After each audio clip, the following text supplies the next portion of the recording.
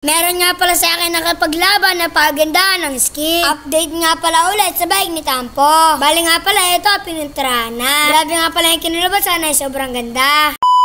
Ngayong araw nga pala, nagro-roblox kami dito ni Tampo. David, ano daw pangalan? Sabi ng mga followers. Ito, Don David 69. Mga ka-Don David, kung gusto nyo ako yan, ayan ang pangalan ko. Sobrang saya ko nga pala mga ka-Don David dahil ganito na yung bike ko.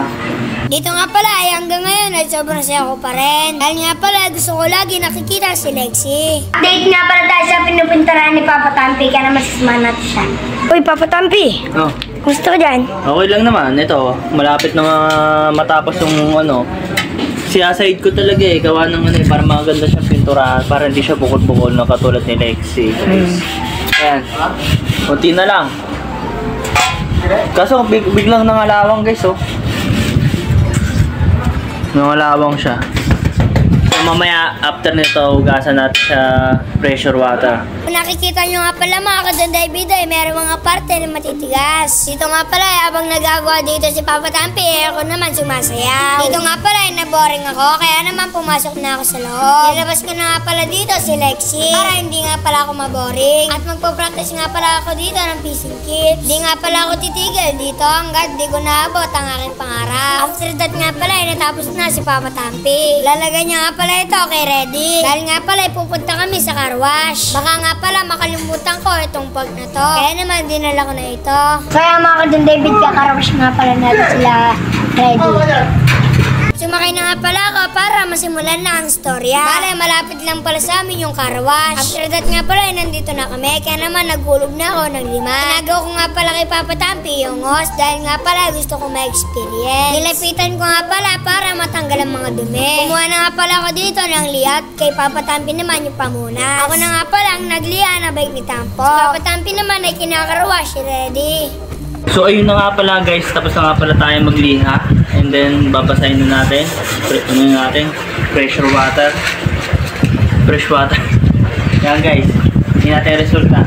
After that nga pala, tapos na kami. Kaya naman, binalawan ko na siya. Sana maging makinis ang aking gawa. Dito nga pala, tinututukan ko talaga para matanggal ang mga dumi. After that nga pala, tapos na. Kaya naman, nilagay ko na kay Ready. Nandito na nga pala kami sa bahay at papatuyuin ko na lang siya. Nakikita nyo nga pala, mga ka-Don David, sabi ni Papa Tampi ay makinis. Kaya naman, nung inipo ito ni Papa Tampi, ay merong kaunting kalawang. Medyo mag-spang siya ng kaunti. Lumabas nga pala si Papa Tampi para bumili ng pang-spray. Bale, ito na lang pala ang natira sa kanya. Pinapasama nga pala ako ni Papa Tampi, kaso ayaw. Dahil minamontage ko pa si Lexie. Dahil araw-araw talaga akong natutuwa sa kanya. After that nga pala, nandito na si Papa Tampi sa Divisoria. At bumili na nga pala siya ng kulang niyang pang-spray. Pag-uwi nga pala ni Papa Tampi, agad niyang binigay ito sa akin. Mga ka-Don David, tamang kalog nga pala kami dito at first time ko nga pala itong gawin. Yan, first time niya nga pala guys. Kasi gusto niya talaga matuto mga katampi.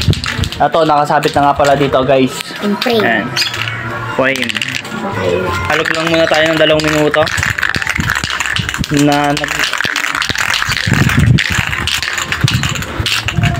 Dito nga pala, sinubukan ko na mag-spray. Sobrang saya ko nga pala habang nag-spray ako. Pinagay ko nga pala ito kay Papa Tampi kaso ay nagkaroon ng problema. Kaya naman sabi niya, siya na lang daw. Dito nga pala ay malapit na siyang matapos. Kulay gray nga pala, ang ganda niya, tignan. Subalit nga pala ay nakalimutan ni Papa Tampi ng kulay black. Ayan mga katampi, tapos na nga pala namin pinturahan at bibili nga pala tayo ng kulay itim guys. Ay si Don David guys, oh. Tamang practice siya ng track stand guys. Nanohans guys, oh. Dito nga pala, sumama na ako kay Papa Tampi. Para mag-skid ako na mag-skid.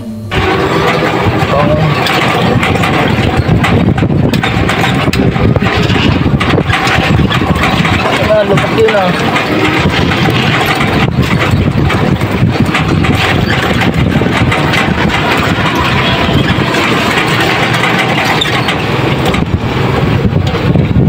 Diyan.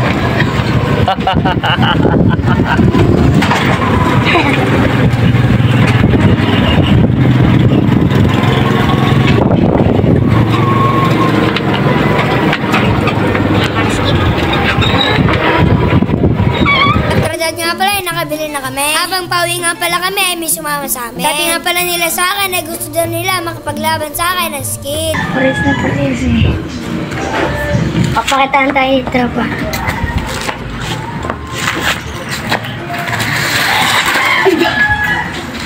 Mahirap talaga yan, malik pa ako. Kaya naman, nagsuot na ako ng cleat shoes. Una na nga pala, mag-skid yung nakaputi. Ulit naman yung nakaitim. Mukhang malalakas nga pala sila mag-skid. Kaya naman, pumalag na ako. Tingnan ko kung tatagos ako. Kaso nga pala, hindi ako tatagos dahil hindi nga pala ako multo. Shucks! Tapos na nga pala yung skid battle namin. Kaya naman, pakicomment kung sino yung maganda. Number 1 ba o 2 o 3? After that nga pala, sinisimulan na yung nababataan, pipinturan yung bike ni Tapo. May mga katang pinatapos na nga pala natin project para kay Tampo nga pala guys. Montage!